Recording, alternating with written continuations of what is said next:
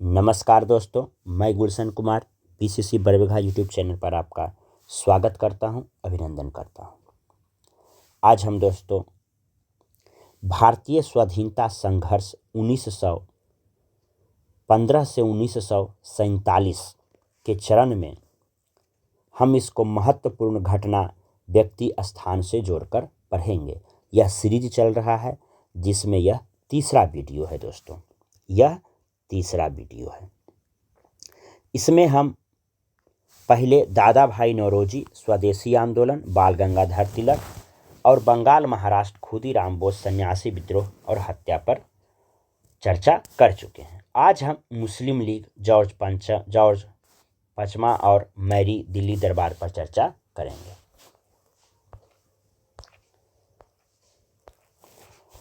तो दोस्तों आज मुस्लिम लीग पर चर्चा करते हैं। मुस्लिम लीग 1906 ईस्वी में इसका स्थापना हुआ था।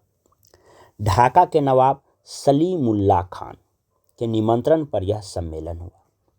ढाका के नवाब हालांकि सलीमुल्लाह खान मुस्लिम के शिक्षा के लिए, मुस्लिम का शैक्षिक विकास हो, राजनैतिक विकास हो, राजनैतिक मंच पर आकर वो अपना कास्ट का, अपना मुस्लिम का विकास कर सकें, गरीबी को दूर कर सकें, इसके लिए यह सम्मेलन हुआ। लेकिन धीरे धीरे जो है इस पर अंग्रेज का कब्जा हो गया, यानी अंग्रेज हाईजैक कर लिया। जैसे कांग्रेस का स्थापना अंग्रेज के मदद से ही हुआ था। अंग्रेज यह सोचा था कि सभी भारतीयों को हम एक प्लेटफॉर्म पर ले आएं और उसकी समस्या का समाधान अपने तरीके से करें, या जब तक इच्छा है तब तक उसकी समस्या को हम दबा कर रखें। पूरे भारतवासियों से ना लड़कर हम सिर्फ इस गिने चुने कांग्रेस के लोगों से लड़ें और इस देश पर लंबे समय तक शासन करें। तो कांग्रेस ये सोचा था, लेकिन हो गया उल्टा। भारतीय नेताओं ने ही कांग्रेस को हाईजैक कर लिया और वह कांग्रेस भारत के नेताओं के अनुसार चलने लगा। ठीक कांग्रेस का उल्टा मुस्लिम लीग में हुआ। मुस्लिम लीग के संस्थापक चाहते थे कि मुसलमानों का शैक्षणिक, राजनीतिक, आर्थिक विकास हो, लेकिन इस पर कांग्रेस नहीं, अंग्रेजों ने हाईजैक कर लिया। ये धीरे धीरे अंग्रेज के इशारे पर चलना शुरू किए और अंग्रेज तो बांटो, रूल एंड डिवाइड का रूल था, बांटो और शासन करो का। उसने हिंदू मुस्लिम अलग अलग करने के लिए मुस्लिम लीग को अपना समर्थन दिया और मुस्लिम लीग भी धीरे धीरे कांग्रेस का समर्थन करने लगते हैं। और हद तो तब हो जाती है जब जिन्ना आ जाते हैं और पाकिस्तान का डिमांड करते हैं। और इसके लिए सबसे बुरा क्षण है दोस्तों जब बंगाल, बिहार और उड़ीसा में दंगा हुआ, प्रत्यक्ष कार्रवाई दिवस के दिन, 16 अगस्त 1946 के दिन। उस पर भी हम चर्चा करेंगे। तो देखते हैं, सबसे पहले नवाब सलीमुल्लाह खां के निमंत्रण पर सम्मेलन हुआ ढाका में 30 दिसंबर 1906 में। अध्यक्ष थे नवाब बकारुल मुल्क। अखिल भारतीय मुस्लिम लीग का उदय होता है। इसका संविधान कराची अधिवेशन 1907 में बना। देखिए, ये 1907 कराची अधिवेशन मुस्लिम लीग का है।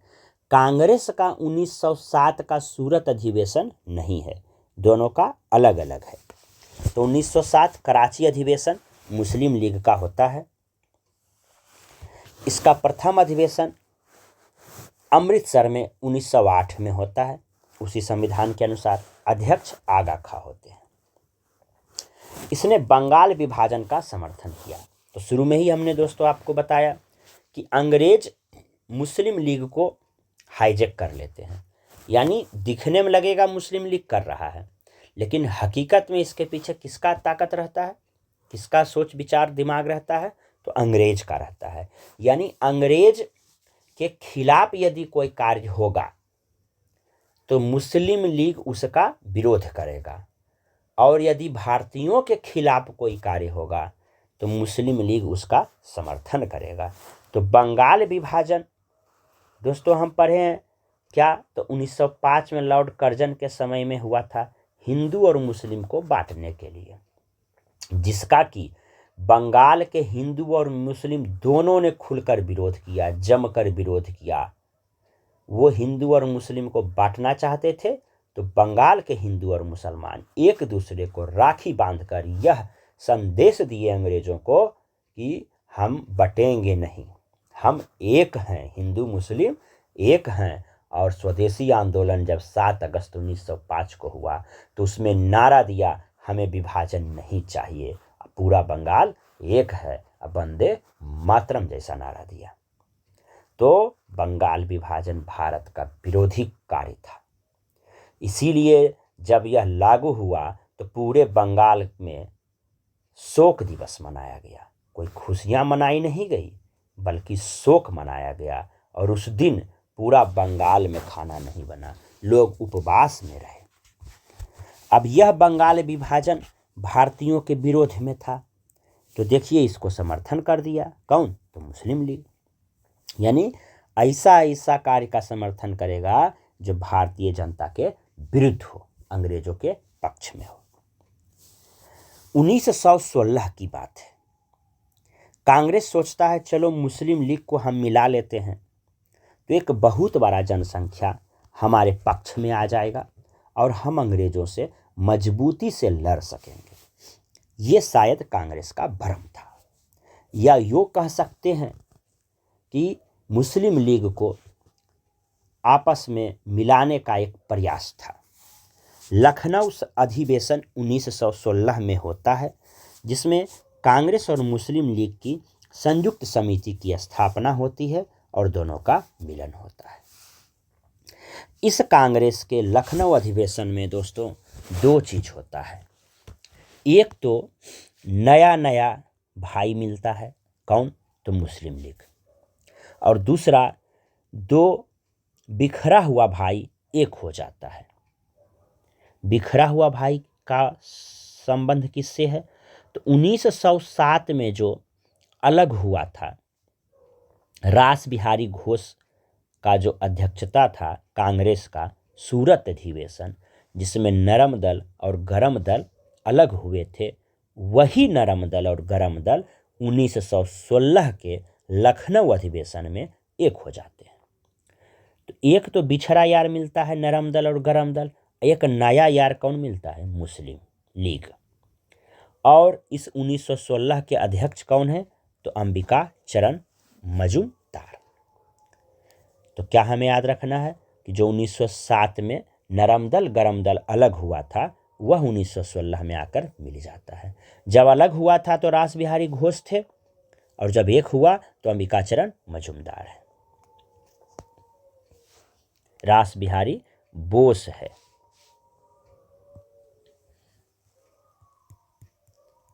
घोष उधर मिलते हैं। अब मुस्लिम लीग का लाहौर अधिवेशन होता है। इस लाहौर अधिवेशन से पहले जरा देखिए,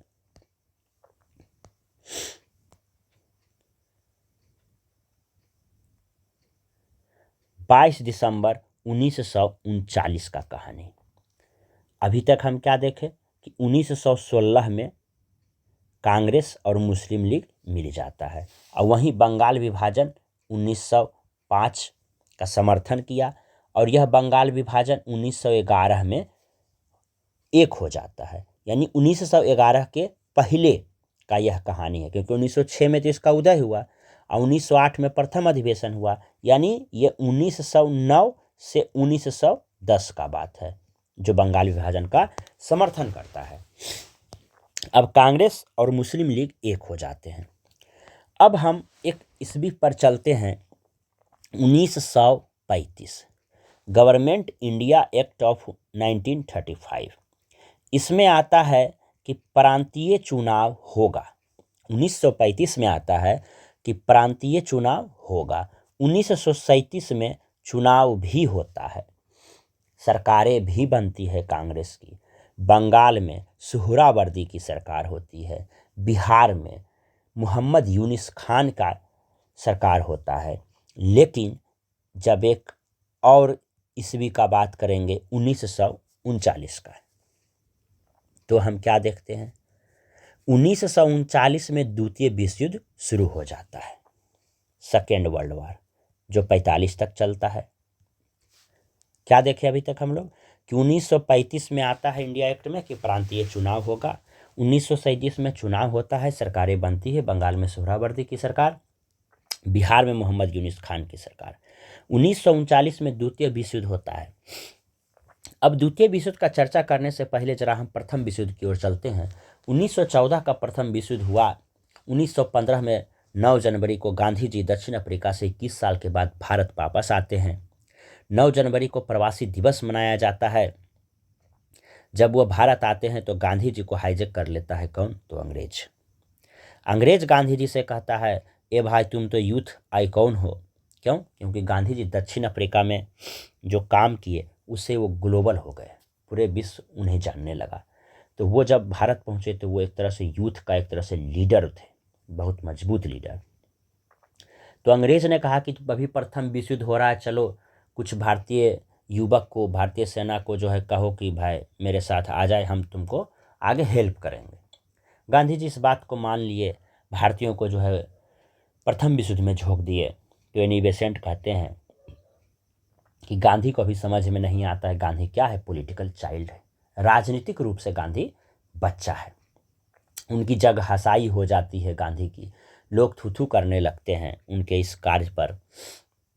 तब गोपाल कृष्ण गोखले गांधी जी से कहते हैं, गांधी तुम अभी विदेश से आया है, भारत को समझा नहीं है, भारत में जो है विविधताओं से भरा हुआ है, तुम 1 साल सबसे पहले घूमो टहलो समझो बुझो, उसके बाद कुछ करना। गांधी जी गोपाल कृष्ण गोखले का यह बात मान लेते हैं और 1 साल तक घूमते हैं, 1915 तक, 1915 से 1916 तक। तब 1917 से उनका चंपारण सत्याग्रह, खेरा आंदोलन और अहमदाबाद मिल मजदूर हड़ताल, धीरे धीरे सब काम शुरू होता है, असहयोग आंदोलन। अब द्वितीय विश्व युद्ध की बात आती है। तो प्रथम विश्व युद्ध में गांधी ने देख लिया कि कुछ होने वाला नहीं है, अंग्रेज को हेल्प करो तो भी कोई प्रभाव नहीं पड़ेगा, तो गांधी जी भी मना कर दिए, कांग्रेस भी मना कर दिया। अब अंग्रेज बिना पूछे कांग्रेस से या शीर्ष नेताओं से बिना सहमति लिए भारतीय नवयुवकों को द्वितीय विश्व युद्ध में झोंक दिया। इस बात से पूरा कांग्रेस मंत्रिमंडल खफा हो गया कि हम अपना सरकार बनाए हैं और हमसे अंग्रेज पूछा भी नहीं और सबको द्वितीय विश्व युद्ध में झोंक दिया, तो किस बात का हमारा सरकार है। इसीलिए कांग्रेस मंत्रिमंडल ने सामूहिक त्यागपत्र दे दिया 1939 में। अब देखिए, कांग्रेस मंत्रिमंडल सामूहिक त्यागपत्र देगा तो ये भारतीयों के लिए तो अच्छा बात हुआ नहीं, क्या हुआ? खराब बात। और जो बात भारतीयों के लिए खराब होगा वह बात मुस्लिम लीग के लिए अच्छा होगा। इसलिए मुस्लिम लीग 22 दिसंबर 1939 को मुक्ति दिवस मनाता है। तो 22 दिसंबर 1939 को मुक्ति दिवस मुस्लिम लीग मनाता है। इसका बैकग्राउंड समझ में आ गया कि भारत सरकार अधिनियम 1935 में कहता है प्रांतीय चुनाव होगा, 1937 में चुनाव होता है, सरकारें बनती है, 1939 में द्वितीय विश्व युद्ध होता है। जबरदस्ती अंग्रेज जो है भारतीय नवयुवकों को द्वितीय विश्व युद्ध में झोंक देता है। इससे खफा होकर कांग्रेस मंत्रिमंडल सामूहिक रूप से त्याग पत्र दे देते हैं 1939 में और 22 दिसंबर को मुस्लिम लीग मुक्ति दिवस मनाता है। अब 1940 का बात करते हैं। अब जब मुक्ति दिवस मनाया, जब देख लिया कि कोई कांग्रेस का सरकार नहीं है, मुस्लिम लीग को फ्रीडम मिल गया कुछ भी करने का। अब वह लाहौर में 1940 में अधिवेशन करता है जिसके अध्यक्ष अली जिन्ना होते हैं। यहीं से देखिए आपका पाकिस्तान आ रहा है। अली जिन्ना की अगुवाई में लाहौर अधिवेशन में भारत से अलग राष्ट्र पाकिस्तान की मांग होती है और अगला अधिवेशन जो दिल्ली में होता है मुस्लिम लीग का, जिसके अध्यक्ष अल्लाह बख्श हैं, पाकिस्तान नाम से अलग राष्ट्र का प्रस्ताव आ जाता है कि हम पाकिस्तान चाहते हैं। अब सरकार मान नहीं रही है। अब इसी बीच में भारत छोड़ो आंदोलन शुरू हो जाता है बहुत बड़े स्तर पर। उसमें भी जिन्ना ने देखा कि हमारा पाकिस्तान पर कोई चर्चा नहीं हो रहा है, तो 1943 के अधिवेशन में, कराची अधिवेशन में नारा दिया मुस्लिम लीग, क्या, बांटो और छोड़ो, यानी हमको बांट दो, हम पाकिस्तान में रहेंगे, और छोड़ दो, बांटो और छोड़ो का नारा दिया। फिर भी कोई प्रभाव नहीं पड़ा इस पाकिस्तान वाले प्रस्ताव पर। तब जाकर 1946, देखिए ये दिन बहुत ही खतरनाक दिन है दोस्तों, 16 अगस्त 1946 डायरेक्ट एक्शन डे, सीधी या प्रत्यक्ष कार्रवाई दिवस मुस्लिम लीग मनाता है। सबसे पहले कलकत्ता में। उस समय कलकत्ता में ही क्यों, तो क्योंकि उस समय बंगाल में मुस्लिम लीग की ही सरकार थी, सीएम था कौन, सुहरावर्दी। बंगाल, बिहार और पंजाब में भयंकर दंगा हुआ। इसी बंगाल के नौवाखोली में इतना भयंकर दंगा हुआ दोस्तों कि सेना तक को उतारना पड़ा, और सेना से भी नौवाखोली का दंगा थम नहीं रहा था। डेली घर जलाए जा रहे थे, गरीबों को लूटे जा रहे थे। तब गांधी जी उसी नौवाखोली में आते हैं, और गांधी जी के आने से ही लोग बाहर निकलना शुरू कर दिए, और धीरे धीरे जिन गरीबों का आशियाना उजड़ गया था उसे लोग चंदे दे देकर बनाना शुरू किए। धनी लोग पैसा देने लगे और गरीब लोग श्रमदान करने लगे। इस तरह से नौवाखोली का दंगा गांधी जी शांत करवाते हैं। तो 16 अगस्त 1946 जो मुस्लिम लीग सीधी या प्रत्यक्ष कार्रवाई दिवस मनाया, उसमें बहुत दंगा हुआ, बहुत सारे लोग मारे गए। इसी घटना को लेकर गांधी जी चिंतित हो गए कि यदि हम पाकिस्तान नहीं देते हैं और उस दिन भी ऐसा कोई कांड हुआ तो ना जाने कितने लोग बेमौत मारे जाएंगे, कितनों का आशियाना उजड़ जाएगा। इसीलिए भी गांधी जी भारत पाकिस्तान के बंटवारे पर ना चाहते हुए भी कुछ नहीं कर पाए, यानी करना भी चाहें तो भी नहीं किए, और नहीं करना चाहे तो और भी नहीं करेंगे, यानी कुछ उनका चला नहीं। क्यों? क्योंकि वो नहीं चाहते थे कि ऐसा दंगा फिर से दोबारा हो। अब जब दंगा हो गया, 1946 मुस्लिम लीग कार्रवाई दिवस मना लिया, तब क्या होता है, तब 3 महीना के बाद सितंबर और अक्टूबर, अगस्त सितंबर अक्टूबर, 26 अक्टूबर 1946 को अंतरिम सरकार में मुस्लिम लीग शामिल हो जाता है, जिसमें 5 सदस्य थे। काउंसिल का बैठक बुलाया जाता है 10 जून 1947 का दिल्ली में, जहां माउंटबेटन योजना आता है। 3 जून 1947 को कांग्रेस ने सबमिट किया, विचार हेतु क्या किया, लाया, 10 सदस्य विरोध किया और 390 सदस्य सहमत हुए, यानी माउंटबेटन योजना पास हो गया। 27 मार्च 1947 को मुस्लिम लीग जो है पाकिस्तान दिवस मनाया। देखिए अभी भी पाकिस्तान चल ही रहा है। 27 मार्च 1947 को पाकिस्तान दिवस मनाया। पाकिस्तान शब्द का जन्मदाता कौन है, तो चौधरी रहमत अली, चौधरी रहमत अली। तो एक बार हम मुस्लिम लीग को दोस्तों थोड़ा आराम से देखते हैं और समराइज करने का प्रयास करते हैं।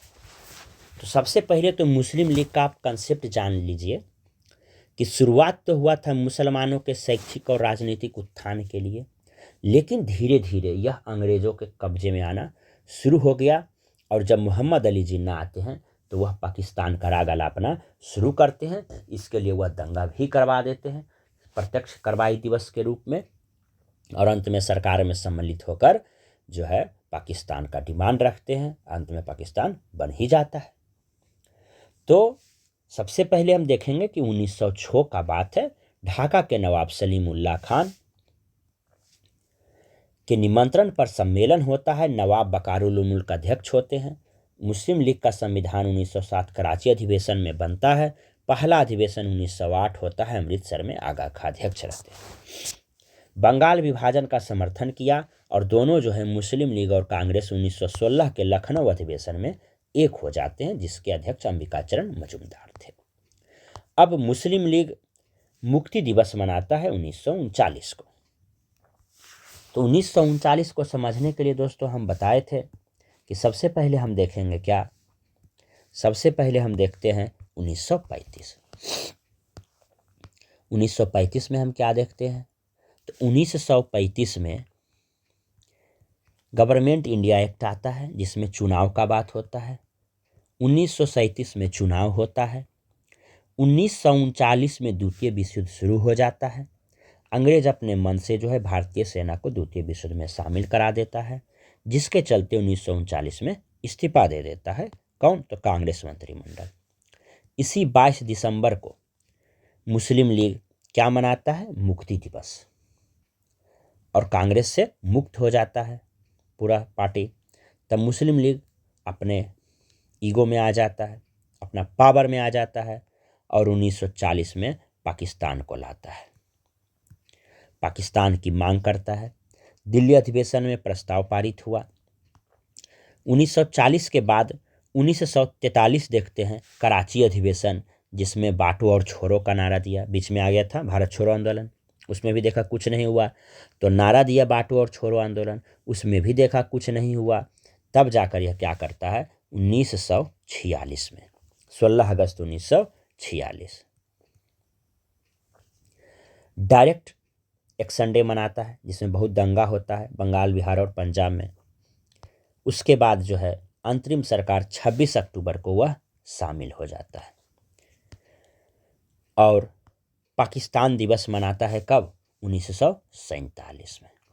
तो यही दोस्तों है इसका क्रम 1906 से लेकर 1906, 1916, 1935, 37, 39, 40, 43, 46 और 47। तो आज दोस्तों बस इतना ही।